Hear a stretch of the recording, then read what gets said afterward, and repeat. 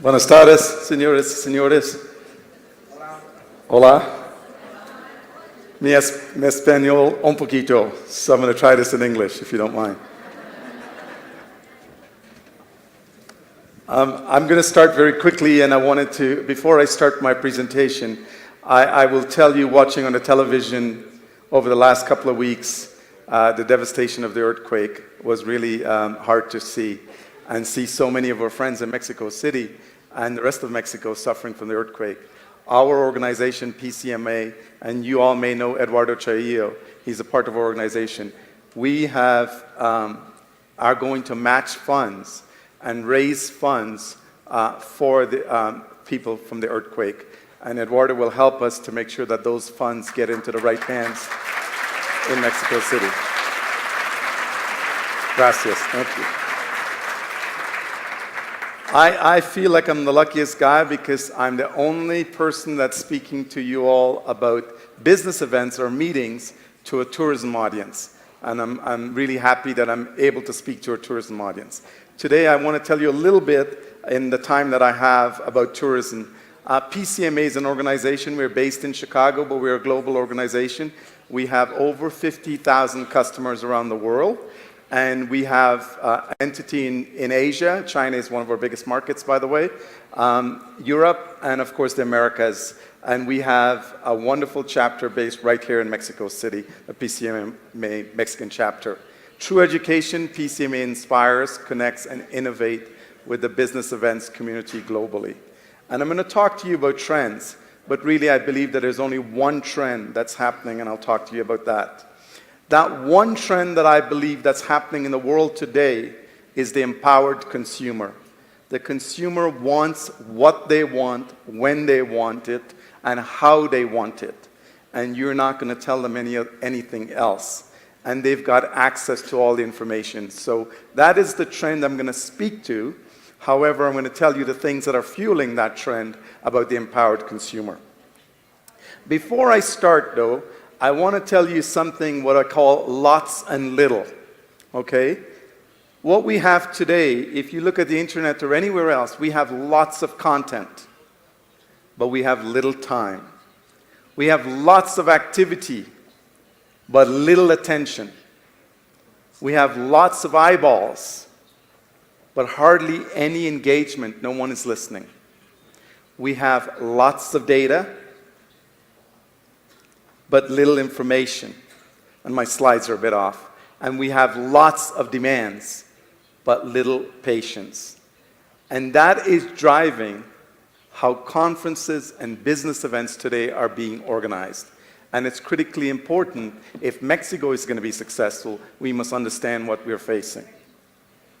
These are the things that are driving those trends, and that I'm going to speak to you about in the next few minutes. Sensory analytics, tribalization, content safari, living 360, and immersive telepresence. And as I start that, I would like to show you a small video.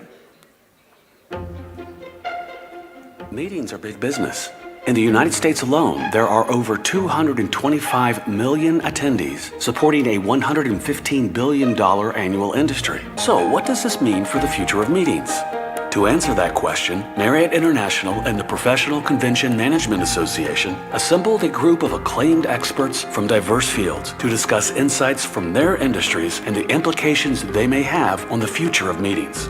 The energetic discussion led us to synthesize 5 leading trends that we believe will drive change and innovation in the meetings and events industry over the next 3 to 5 years. Sensory analytics, tribalization, content safaris, living 360, and immersive telepresence.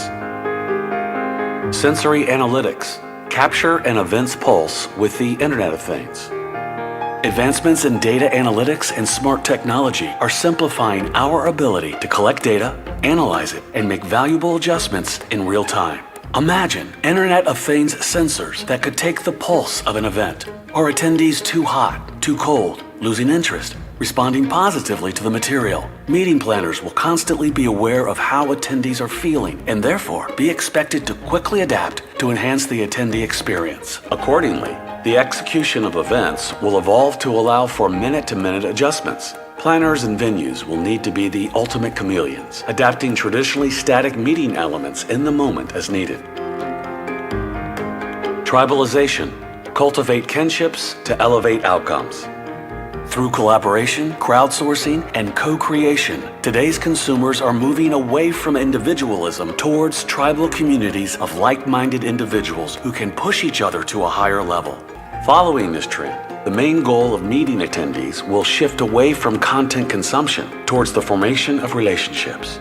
As joining a tribe becomes the preferred way to achieve better results, planners will need to facilitate meaningful connections before, during, and after events. Venues must also be flexible, offering adaptable spaces and collaborative technology that help elevate tribes toward tangible outcomes. Content safaris empower the nonlinear journey. With the rise of hyper-targeted content streams from companies like Facebook, Netflix, and Amazon, one-size-fits-all content distribution is becoming unacceptable to today's consumers. As experiences like music festivals and immersive theater fuel consumers' expectations for content to be curated and in their control, venues will need to offer adaptable spaces and technology that can facilitate a similar level of personalized content. And it's not just the venues. As content becomes less rigid, planners will need agile management systems that allow for participation-driven restructuring of agendas on a moment's notice. Living 360, move beyond wellness to wholeness. It's no secret that wellness is top of mind these days. However, there is a radical shift in its definition to now include emotional, social, and spatial dimensions. With diet and exercise opportunities now the standard, the challenge is to raise the wellness bar and offer progressive ways for attendees to achieve the wholeness they desire. Consequently, planners and venues will be judged on new wholeness scores that quantify wellness based on increased creativity and productivity, from their engagement with the event's collaborative and personalized content and the physical space itself. Immersive telepresence. Captivate your virtual audience. While video conferencing continues to decrease the distance between people, it will be the rapid advancement of virtual reality technology that truly heightens the emotional and physical connections between them. As these virtual capabilities improve, the real threat to true physical presence and interaction is immersive telepresence, the teleconference technology that facilitates a captivating experience not just through audio and video, but also simulated movement. As the definition of attendee, speaker, and location broadens to include those participating remotely through immersive telepresence, planners will need to craft coordinated and cohesive experiences that appeal to both in-person and virtual participants. These 5 trends will influence breakthrough innovation over the next 3 to 5 years, morphing meetings and events into something different than they have ever been. We have the power to be the drivers of this change. Are you ready? So, is Mexico ready? I have at PCMA, we do a survey every year. And in America alone, our members spend $280 billion a year on business events, $280 billion US dollars. And we say about 30% of that has the potential to meet in Mexico. But you capture a very small portion of that amount. And the reason being is that, are you ready? You are certainly, there is no country that has a better brand than Mexico. There is no country that has a better tourism and incentive brand. But you don't have a very good brand on meetings. And so are you ready? Or what will you do to get ready for meetings? Sensory analytics. I was in Singapore recently, and I'll talk more about the impact on the hypothesis of each one of these trends. As we improve our ability to read the pulse of meetings and working, we will have to change our meetings on the fly. So I was saying, I was in Singapore recently, and I was in the washroom. And as I left the washroom, there's a meter there that tells you how many people went into that washroom in real time so they can have someone to go into the washroom. Singapore is working today. When you arrive at the airport, they know which hotel you're going, which conference you are, and they will be able to send your baggage directly to your hotel. That's how advanced they are. So they're facilitating the ease of meeting. I don't know if this translates really well in Spanish, but at home we say you're in a hamster wheel. A meeting planner is in a hamster wheel. They're always on, busy all the time. So how do you make their lives simple when they're planning a meeting, to be able to execute it, to be able to choose Mexico every time? This is the way life is today. Information is coming at us all the time, and we have it at our fingertips. And sensory analytics is only going to heighten that pace, and it's going to make us more empowered. As you know, we can order everything from a car to pizzas to tortas online today. The next is tribalization and cultivating kinships. And today, what we do is we learn by like-minded people. At PCMA, we do something called brain dating. And what we do is you will connect with someone, you and I would connect based on a topic that we have in common. We have never met each other before, but we connect. And that is fueling conversation and fueling growth based on like-minded attributes. And this is absolutely driving the way we learn today. So no longer are we learning on our own, but we're collaborating much more in communities or in tribes. And you're seeing the pace of that picking up. So as you think of designing buildings and convention centers, how are you looking at how that will facilitate a meeting of the future? How is the meeting spaces that you have are flexible enough to allow that to happen in your buildings or your hotels or in your museums? As this grows in popularity, in order to be successful, you will have to be able to leverage this. The destinations that are leveraging are becoming more and more successful.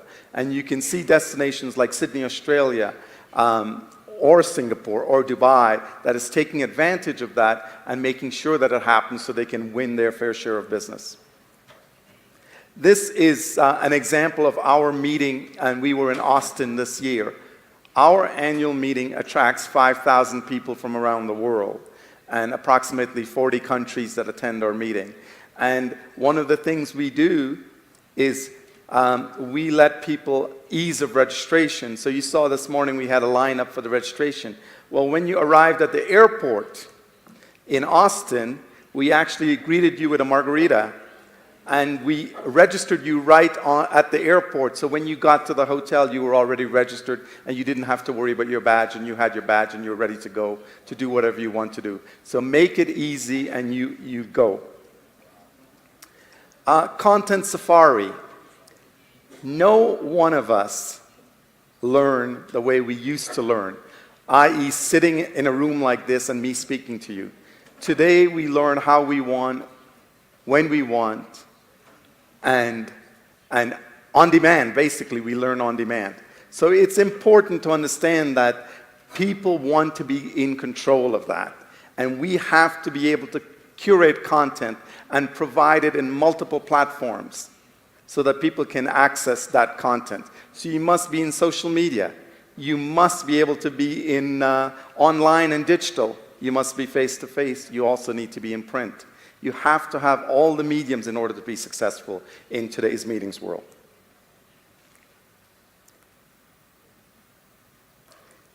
So, content. If you're trying to reach people today, can you tell me what these emojis mean? What's the first one? Laughing. The second one? Crying. The third? Surprise. Fourth? Cool. If your meeting and your content are not doing these four things, chances are you are not getting through your audience. You must be able to make your audience laugh, cry, surprise them, and be cool, of which I'm none of these, so I don't know.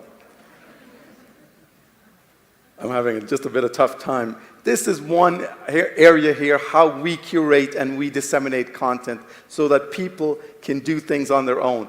This is a PCMA convening leaders meeting, and you can see the different formats that we utilize so that people can learn on their terms. And in any way, you'll see Eduardo here pretty soon. Living 360. Tell me something when you attend a conference. Do you stop living? When you attend the conference, you want to have every convenience you have when you're at your home. You want to eat foods that you like. You want to drink your coffee or your lattes when you want them. You want to work. You want to be able to connect with your family. You want to go to the gym.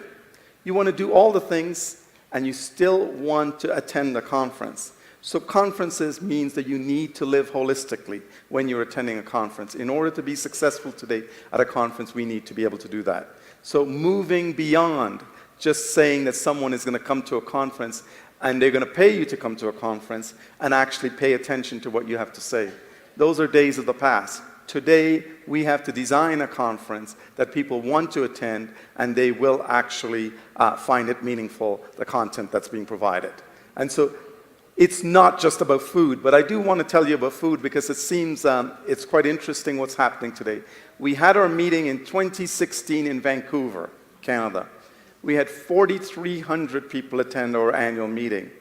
We had to provide 600 different types of meal because of allergies or different types of requests that people had. So increasingly, and if we didn't provide it, people are not engaged. They will then leave the conference and go elsewhere to get their food. So you had to do it. You had no choice.